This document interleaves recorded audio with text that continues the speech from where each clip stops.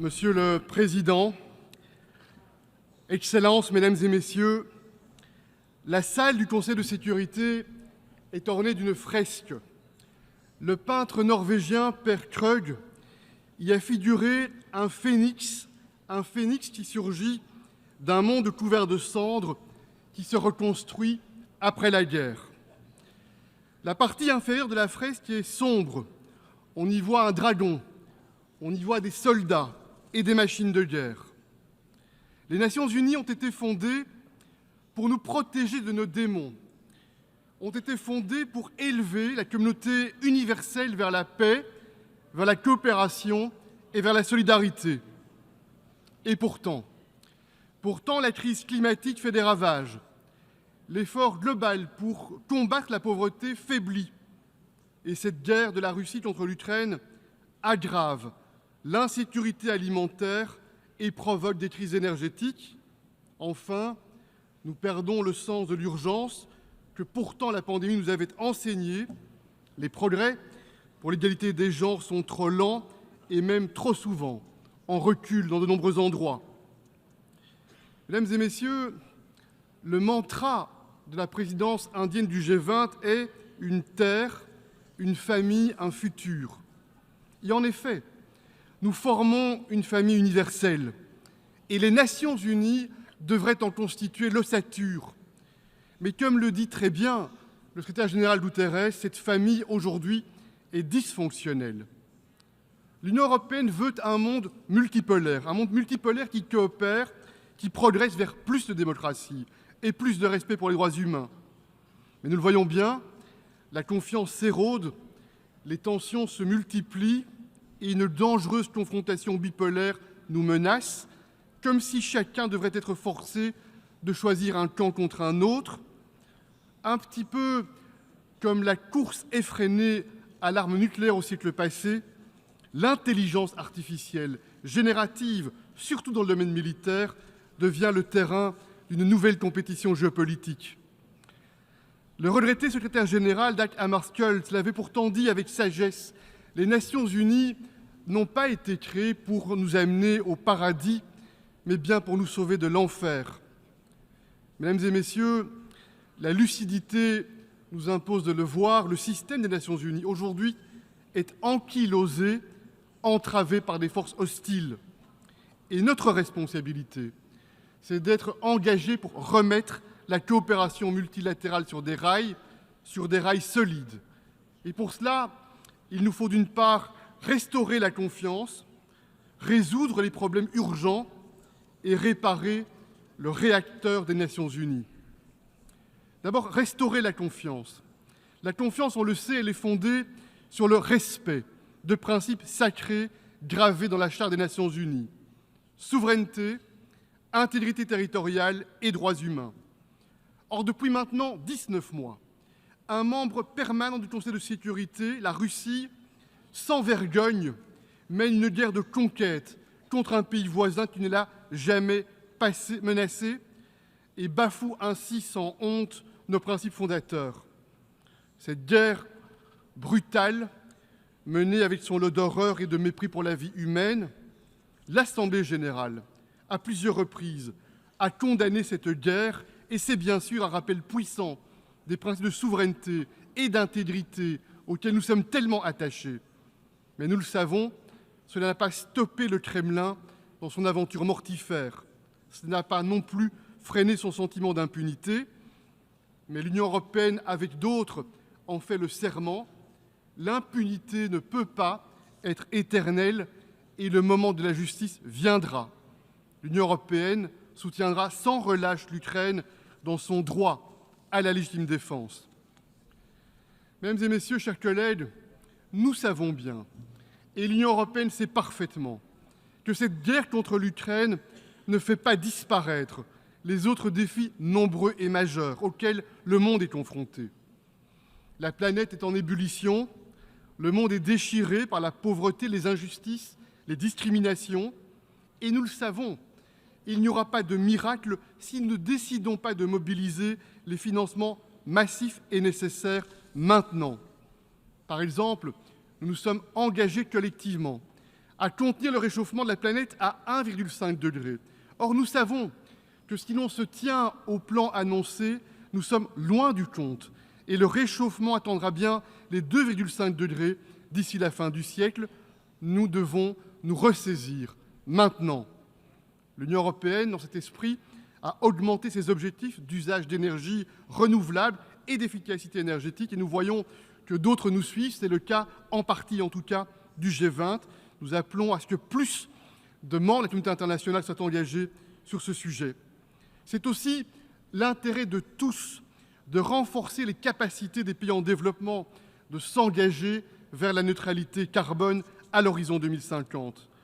Or, on voit bien que seulement un quart des investissements privés mondiaux est réalisé dans les pays en développement et pourtant, ce sont bien les pays du G20 qui sont responsables pour 80% des émissions globales.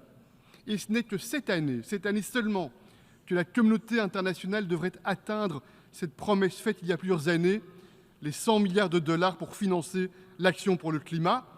L'Union européenne en est un moteur, avec 26 milliards de dollars déjà en 2021, davantage que la part qui nous incombe. L'Agence internationale de l'énergie estime que les investissements mondiaux dans la transition énergétique devraient atteindre en 2030 5 000 milliards par an, près de 4% du PIB mondial pour atteindre le zéro carbone en 2050. Et c'est pour cela que dans la prochaine COP28 à Dubaï, on devra mettre en place le financement du fonds pour les pertes et dommages décidé l'an passé à Sharm el-Sheikh. Enfin, nous le voyons jour après jour, les désastres naturels s'enchaînent à une vitesse vertigineuse avec souffrance et désolation sur tous les continents, dans tous nos pays, récemment encore en Libye. Et c'est pour cela que nous appelons à la mise en place d'un Fonds mondial des calamités, plus nécessaire que jamais, pour assurer une aide rapide, équitable et renforcer notre résilience collective. La prévention aussi est essentielle. Nous soutenons les efforts dans le cadre des Nations Unies, dans le cadre Sendai, pour réduire les risques de catastrophes. Et enfin, mesdames et messieurs, le commerce est un levier puissant pour allier défis climatiques et prospérité. Et c'est pour cette raison que nous ne cédons pas et nous appelons à une solution urgente au mécanisme de règlement des différends à l'Organisation mondiale du commerce.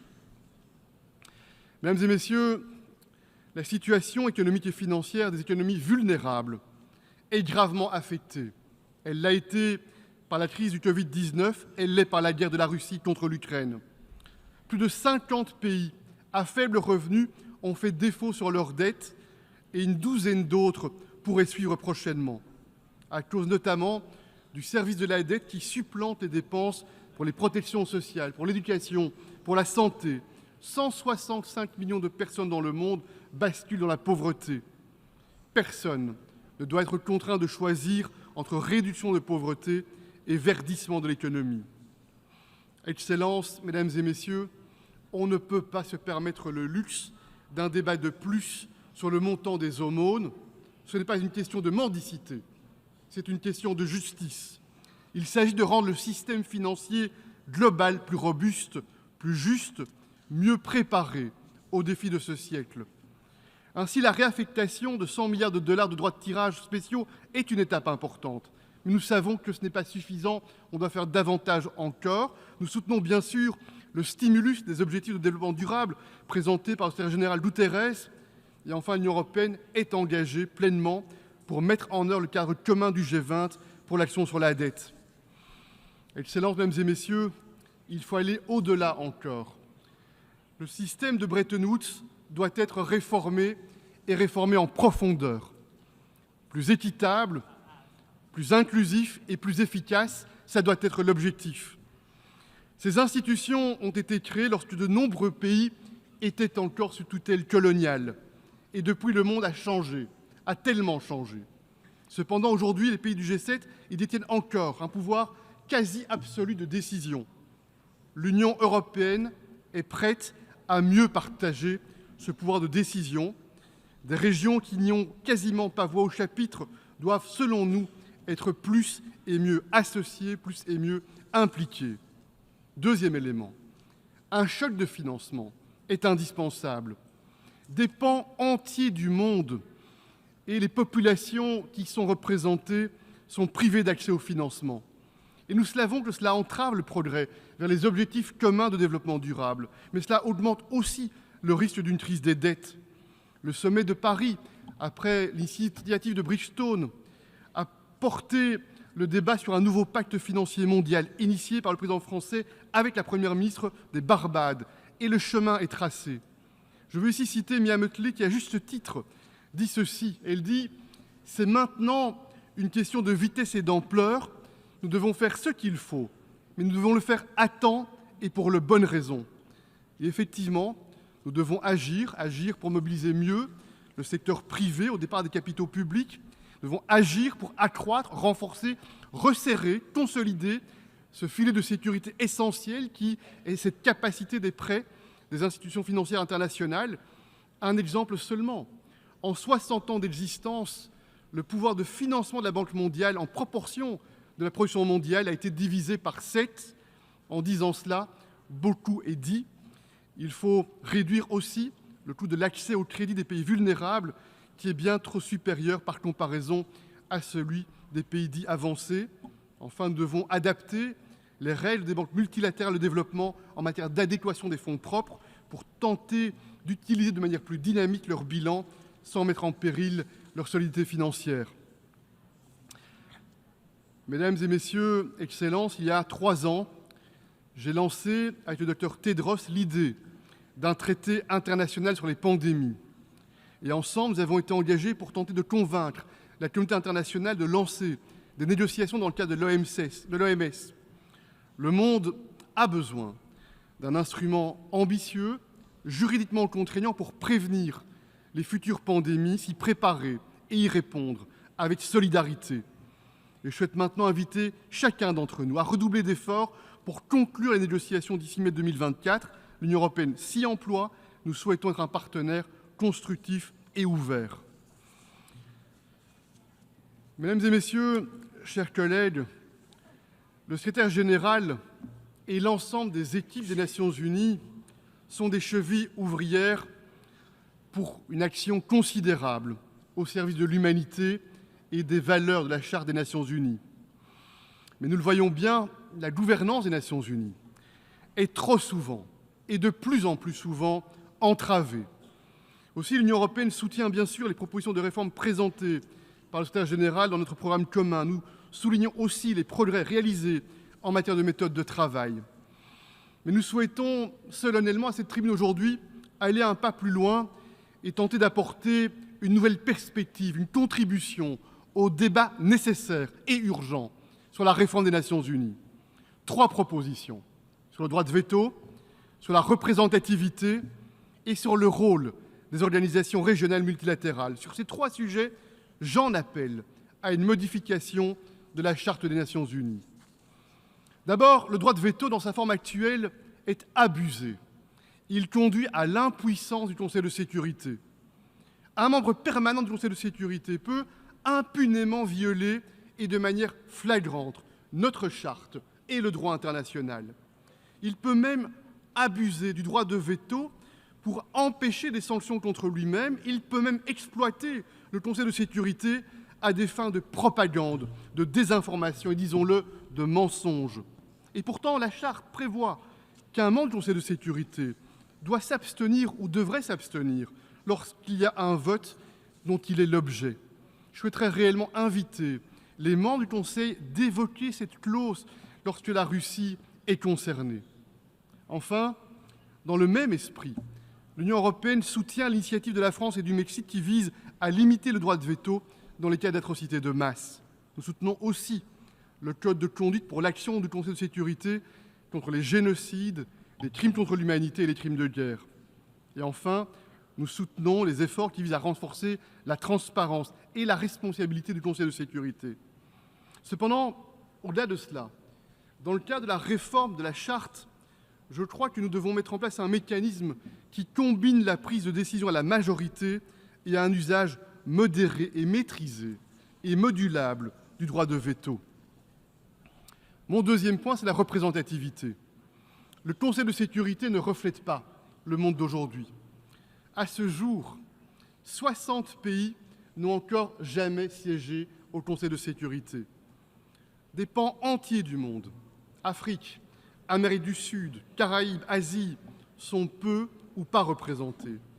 Aussi, nous soutenons une réforme globale du Conseil de sécurité des Nations Unies qui renforce la voix de ces régions et de ces pays. Pouvoir et légitimité. Pouvoir et légitimité vont de pair et par son manque de représentativité.